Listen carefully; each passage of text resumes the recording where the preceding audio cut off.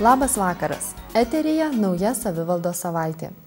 Rugsėjo 2–4 dienomis Druskininkų savivaldybės tarybos delegacija vadovaujama savivaldybės mero Ričardo Malinausko, miesto partnerio Sankt Peterburgo Kolpino rajono kvietimu dalyvavo šventiniuose minėto rajono 75 metų jubiliejaus renginiuose. Kartu su kitais Kolpino rajono miestais partneriais iš Suomijos, Prancūzijos, Kinijos, Baltarusijos, Rusijos ir kitų šalių, druskininkiečių delegacija pristatė savo kurortinį miestą ir jame teikiamas paslaugas. Susitikime su Lietuvos Respublikos generalinio konsulato vadovais aptartos galimybės, kaip pagerinti informacijos sklaidą apie druskininkų kurortą Sankt Peterburge. Kitos naujienos. Sekmadienį savivaldybės mero pavaduotoja Kristina Miškinienė savivaldybėje susitiko su Lenkijos ir Lietuvos tarpvalstybinė darbo grupe, kuri druskininkuose rinkosi dėl aktualių tautinių mažumų klausimų. Susitikime dalyvavo Lietuvos švietimo ir mokslo viceministras Vaidas Bacys, Lenkijos švietimo viceministras Miroslavas Sislatyckis ir kiti šių valstybių ekspertai. Susitikimo metu mero pavaduotoja pristatė miestą įgyvendintus projektus. Na, o aktualiais švietimo klausimais minėta darbo grupė diskutavo ir šiandien. Šiandien mes pristatėm švietimo įstatymą naują redakciją, išgirdom tam tikrus klausimus dėl švietimo įstatymo ir nuo šitos dalies jau bandysime dalykiškai, remdamės ekspertų nuomonę, atsakyti būtent kaip šitas švietimo įstatymo nuostatos yra realizuojamos Lietuvoje, siekiant nepabloginti Lenkų tautinės mažumos sąlygas Lietuvoje. Pirmiausia, norėčiau akcentuoti, kad niekas nepretenduoja arba nebando sumažinti galimybę ugdyti tautinį identitetą. Yra siekiama sustiprinti valstybinės kalbos mokymą.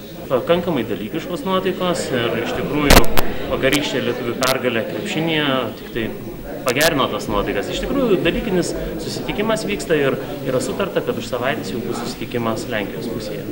Kadangi susitarę esame, kad atgaivinti bendradarbiavimo sutartį tarp Lenkijos švietimo ministerijos ir Lietuvos švietimo ministerijos, tai aš manau, kad šitie susitikimai taps periodiški žiūrint į perspektyvą.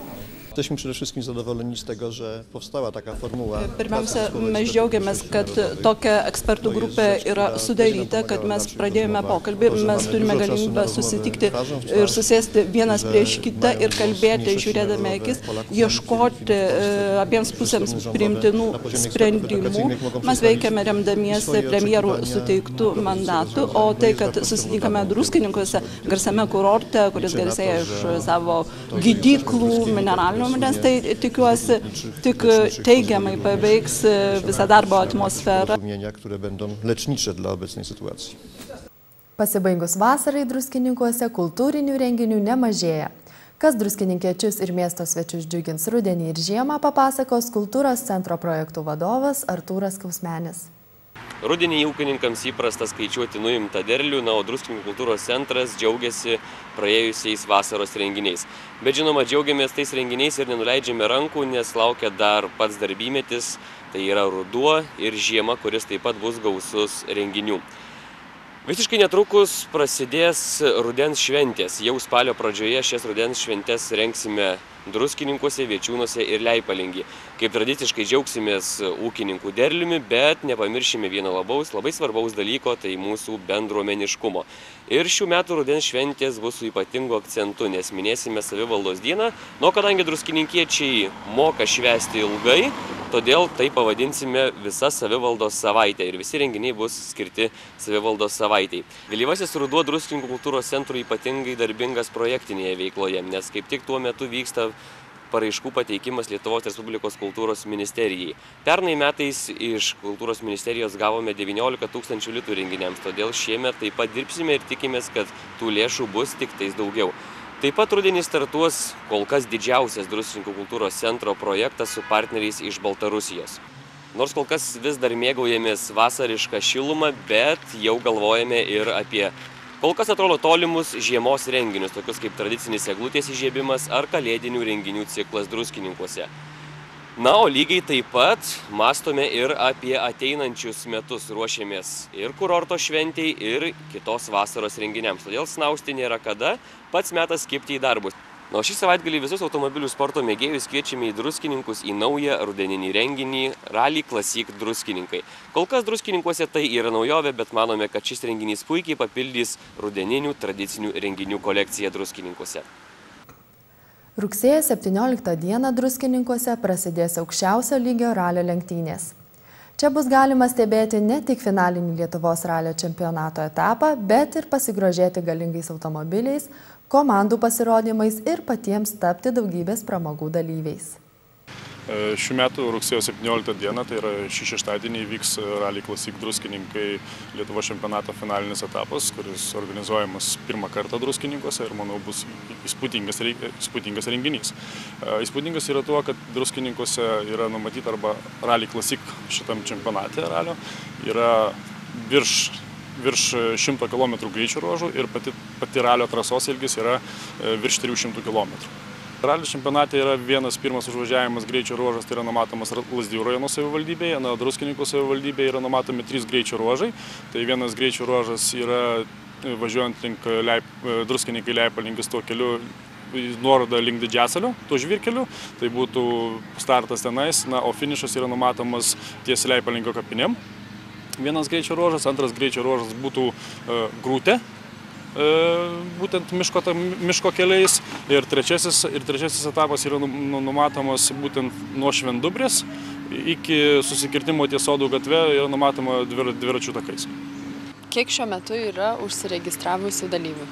Šiuo metu vyksta registracija, bet paskutiniais duomenimis yra užsiregistravę 54 ekipažai. Tai yra didžioji dalis lietuvių, žymių sportininkų. Na ir vienas kitas yra ekipažas Baltarusijos, iš Ukrainos yra ir iš Rusijos keletą. Po greičių ruožų, po ralio visų užvažiavimų 19 val. Pramogų aikštėje yra numatomas būtent ralio dalyvių apdovanojimas ir būtent čempiono apdovanojimas. Tai vienas, tada yra numatytas koncertas, kur yra numatoma grupės Pelenų koncertas ir keletas dar grupų papildomai. Taip pat yra numatytas šventinis didelis fejerverkas, kuris bus. Taip pat pramogų aikštėje vyks, kadangi vienas iš šio ralio čempionato yra Peugeot rėmėjas, tai bus naujų automobilių ekspozicija, taip pat tų ralio automobilių ekspozicija, kuriais važiavo. Gyventojams nebus jokių nepatogumų, nebus uždaromi keliai ir panašiai? Pats mieste bus uždaryta Gardino gatvė, tai yra uždaroma nuo autobusų stoties iki Gardino ir Veisiejų sankryžos. Ten yra uždaroma nuo rugsėjo 15 dienos, nes yra numatyta servizo zona ir pradės įsikurdinėti jau ekipažai. Na, o greičių ruožuose, kurie minėjau jau anksčiau, tai po to keliai bus sutvarkyti ir yra kalbėta deramasi su kelininkais, kad iš karto po greičio ruožo iš karto būtų keliai atstatomi būtent greiderio pagalba. Druskininkų savivaldybės administracija skelbia konkursą 2012 metų socialinės reabilitacijos paslaugų neįgaliesiems projektų finansavimui. Socialinės apsaugos ir darbo ministras šiemet patvirtino naują socialinės reabilitacijos paslaugų neįgaliesiems bendruomenėje projektų finansavimo tvarkos aprašą, kuriuo vadovaujantis socialinės reabilitacijos paslaugų neįgaliesiems bendruomenėje projektai bus finansuojami ne per neįgaliųjų reikalų departamentą prie socialinės apsaugos ir darbo ministerijos, kaip vyko iki šiol, o per savivaldybės. Tuo tikslu šiandien į pasitarimą savivaldybėje sukviesti nevyriausybinių organizacijų ir kaimo bendruomenių atstovai. Renginyje aptarta nauja projektų finansavimo tvarka, prioritetinės projektuose remiamos veiklos bei nagrinėti kiti aktualūs neįgaliųjų integracijos klausimai. Mero pavaduotoja Kristina Miškinienė pristatė savivaldybės socialinę situaciją. Pasitarime dalyvavo ir neįgaliųjų reikalų departamento deleguoti projektų atrankos stebėseną vykdysiančių skėtinių neįgaliųjų asociacijų atstovai. Savivaldybės administracija primena, kad paraiškas gali teikti organizacijos, kurios numato vykdyti neįgaliųjų socialinių ir savarankiško gyvenimo įgūdžių ugdymą, palaikymą ir atkūrimą. Teikti asmeninio asistento pagalbą, organizuoti užimtumą įvairiuose amatų būreliuose ir klubuose, bei meninių, sportinių ir kitų gebėjimų lavinimą. Konkurso nuostatus ir projekto paraiškos formą galite rasti Neįgaliųjų reikalų departamento tinklalapyje www.ndt.lt. Projektų paraiškos priimamos nuo rugsėjo 15 iki spalio 14 dienos 15 valandos. Paraiškos turi būti adresuotos Druskininkų savivaldybės administracijai Vilniaus alėja 18. O dėl informacijos kreipkitės į savivaldybės administracijos socialinės paramos skyrių. Ir tai jau visos savivaldos naujienos šį vakarą. Ačiū žiūrėjusiems.